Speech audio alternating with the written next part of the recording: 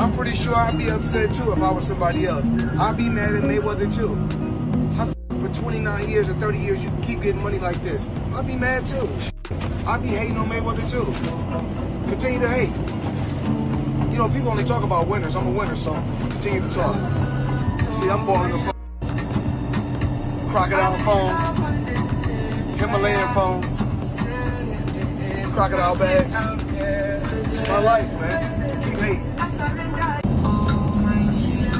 That bad. The combat sports world got hit with an announcement that nobody saw coming and everyone's still trying to process. Floyd Mayweather versus Mike Tyson. Exhibition match. Spring 2026. I had to read the headline 3 times before I believed it was real. Floyd Mayweather is 48 years old. Mike Tyson is 59 years old. They're talking about getting in a ring together for what promoters are calling a dream event. And honestly, I don't know whether to laugh, cry, or just accept that combat sports has completely lost its mind. Mayweather has been doing these exhibition matches for years now, basically printing money while maintaining his perfect professional record. The guy figured out the perfect formula: give people just enough action to feel entertained while never actually risking his legacy or his undefeated streak. Tyson, on the other hand, came back against Jake Paul in 2024 and looked every bit of his age. He lost that fight, and while there were moments where you could see flashes of the old Iron Mike, it was pretty clear that Father Time had caught up with even one of the most ferocious heavyweights in boxing history. So naturally, the logical next step is to put these two legends together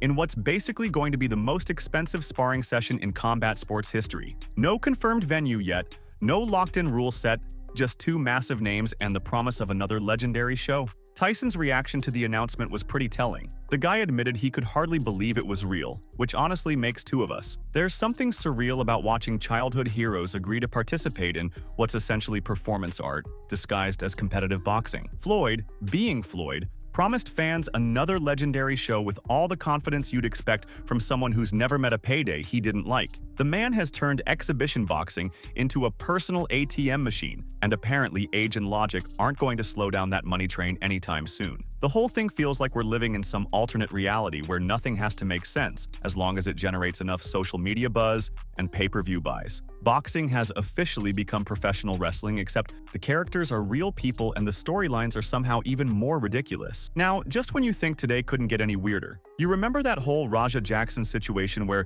he absolutely brutalized Psycho Stu in what everyone thought was going to be a routine pro wrestling match? Well, Chael Sonnen went on Ariel Helwani's show today and dropped some knowledge that's making everyone rethink this whole mess. Are you surprised nothing has happened to him? Are you surprised there haven't been any arrests, any charges, anything like that?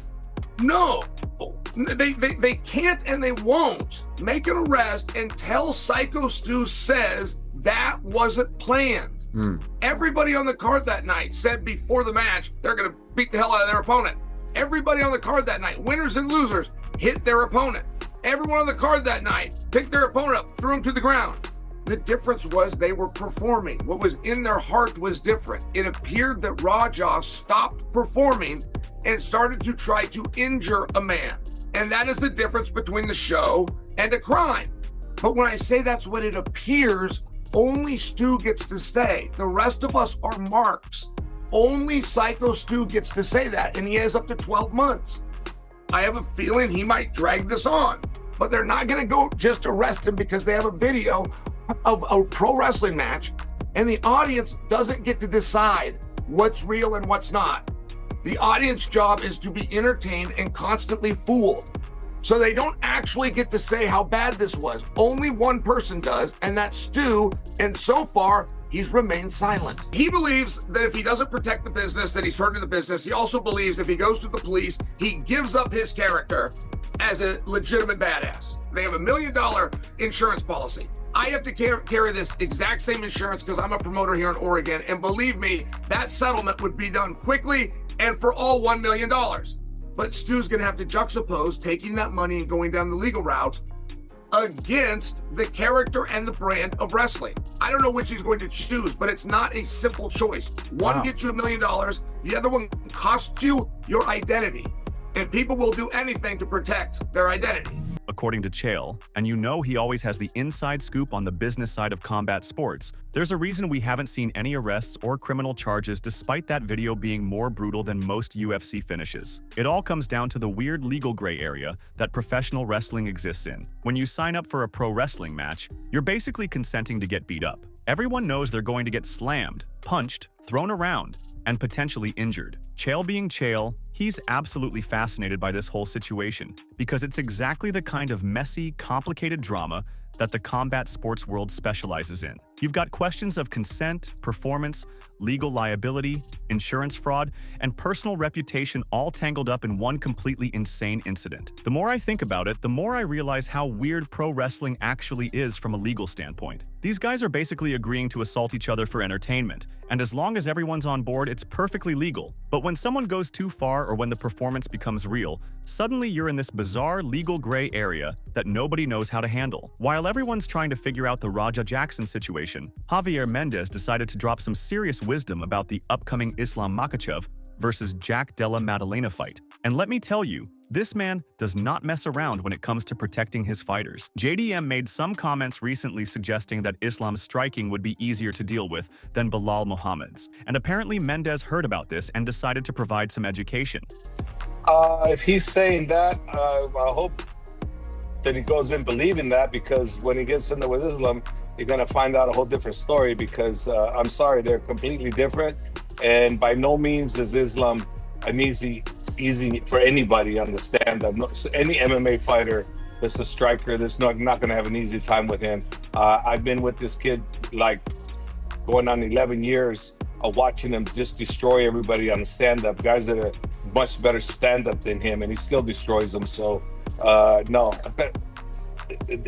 don't go by what you see. When you get in there with that man, it's a whole different ballgame. This is the same coach who's been with Islam for over a decade, who's watched him develop from a promising prospect into a dominant champion. Mendez didn't get angry or defensive about the comments. Instead, he gave this almost paternal warning that JDM might want to reconsider his assumptions. Think about it. When you know your opponent can shoot for a double leg at any moment, you can't commit fully to your own offense. You're always keeping part of your attention on defending takedowns, which means you're not throwing with full power or following up on combinations the way you normally would. Meanwhile, Islam knows that his opponents are thinking about his wrestling, so he can time his striking when they're mentally split between defending different threats. The champion himself posted some training footage today that had everyone talking. The striking looked absolutely crisp in these videos. We're not talking about the basic boxing that people sometimes dismiss when they focus too much on his wrestling. This was precision combination work, clean footwork, and the kind of timing that comes from years of elite-level training with world-class coaches. Islam posting sharp boxing footage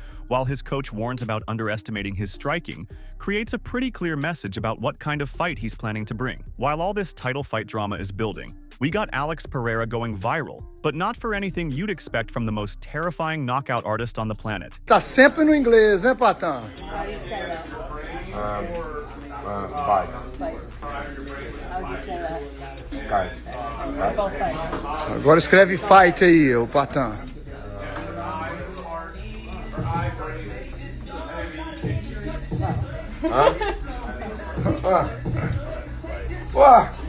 Ô, Patão, tá aí.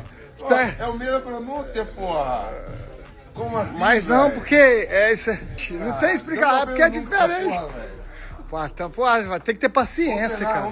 Porra, velho. While Pereira was battling the English language, Kamaru Usman was making some serious noise about his future plans. And let me tell you, the Nigerian nightmare isn't ready to fade into retirement just yet. Now he's on his podcast basically calling his shot for what he wants next, and it's not what you'd expect. Instead of asking for another welterweight contender fight or begging for an immediate title shot, he's looking up at lightweight and specifically calling for the winner of Islam Makhachev versus Jack Della Maddalena. If JDM defends and wins defends that title against Islam, who better than just say, okay, let's solidify him as the new generation of champion by taking on the biggest name, the former pound for pound in the division. Of course, me. And listen, and then of course if Islam wins, pound for pound versus pound for pound, fighting. I mean, I'm not really worried here. You know, I've done my job to let them know, because they wanted to see, hey, are you still that guy? Can you still hang with these guys? Can you still do your thing? And I've done that. His logic actually makes perfect sense when you think about it. If somehow JDM pulls off the massive upset and beats Islam, what better way to legitimize that victory than having him face a legend like Usman? It would be the perfect test to see if the new champion is ready for that level of elite competition, or if he just got lucky one night. But if Islam wins like everyone expects, then you've got a potential pound-for-pound super fight that could be absolutely massive. Two dominant champions from different eras and different weight classes going at it with legacy implications that could last for decades. There's another lightweight story developing that's got everyone scratching their heads. Arman Tsarukyan has been campaigning for a title shot for months, and honestly, his case is pretty solid. The guy's been putting together an impressive win streak. His grappling is elite level, and his pace in fights is absolutely relentless. But instead of getting that title shot he's been asking for, reports are saying the UFC is looking to book him against Dan Houker at UFC Qatar in November. Now, this is either a really smart business move or a potentially disastrous detour, depending on how you look at it. From Tsarukyan's perspective, this has to be frustrating as hell. He's done everything right, winning fights, looking impressive, calling for bigger opportunities, and instead of getting rewarded with a title shot, he's getting thrown into what's basically a gatekeeper fight against a dangerous veteran. This whole situation perfectly illustrates how unpredictable career trajectories can be in MMA. One day you're calling for title shots, the next day you're booked against a dangerous gatekeeper who could send you back to the drawing board. That's just the nature of this sport. Nothing is guaranteed until you've actually got the belt around your waist. That's it for today's news. Don't forget to subscribe to the channel, it helps a lot. And drop your thoughts and comment, because this sport never stops being weird, unpredictable, and absolutely fascinating in ways that go far beyond just who can punch harder or grapple better. Today was just another reminder that MMA isn't just a sport. It's a never-ending drama series where the characters are real and the stakes actually matter.